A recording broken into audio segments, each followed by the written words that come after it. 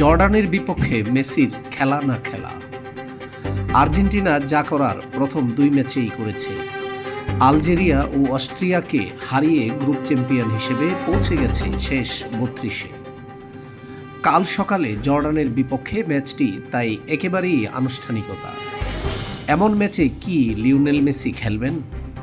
ম্যাচের আগে সংবাদ সম্মেলনে মেসির খেলা নিয়ে কথা বলেছেন আর্জেন্টিনার কোচ লিওনেল স্কালোনি জানিয়েছেন, মেসি জর্ডানের বিপক্ষেও খেলবেন, তবে তিনি শুরু থেকে থাকছেন না। লিও মেসি পরের দিকে মাঠে নামবে। আমি ইতিমধ্যেই দল চূড়ান্ত করে ফেলেছি। আগামীকাল আনুষ্ঠানিকভাবে ঘোষণা করা হবে। গত বুধবার 39 বছরে পা দিয়েছেন মেসি। চলতি উত্তর আমেরিকা বিশ্বকাপে আর্জেন্টিনা দল এখন পর্যন্ত গোল করেছে 5টি, সবকটি করেছেন মেসি। বিশ্বকাপ ইতিহাসে সবচেয়ে গোলদাতাও এখন আর্জেন্টাইন অধিনায়ক। জর্ডানের বিপক্ষে মেসি নামলে তার গোলের সংখ্যা বাড়িয়ে নেওয়ার সুযোগ পাবেন। মেসির বদলি হিসেবে নামা মানে স্বাভাবিকভাবেই জর্ডান ম্যাচে দলে কিছু পরিবর্তন আনতে যাচ্ছেন স্কালোনি।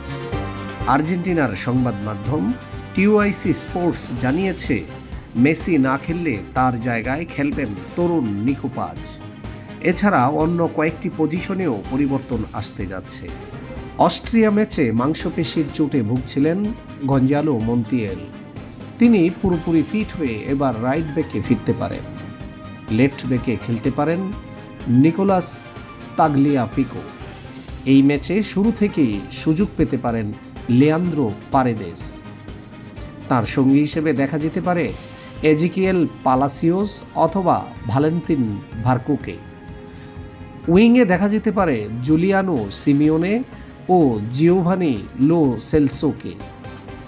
ম্যাচের আগে মেসিকে নিয়ে কথা বলেছেন তাগলিয়াফিকো। 33 বছর বয়সী এই ডিফেন্ডারের দাবি, কাতার বিশ্বকাপের মেসির চেয়েও এই মেসি অনেক ভালো। মেসি 2022 সালের কাতার বিশ্বকাপে যেমন ছিল এখনও তেমন আছে, এমনকি আমি বলবো তার চেয়েও ভালো করছে। মেসির জন্মদিন উপলক্ষে আর্জেন্টিনার খেলোয়াড়েরা তাকে সম্মান জানাতে বিশেষ নকশার টি শার্ট পরেছিলেন।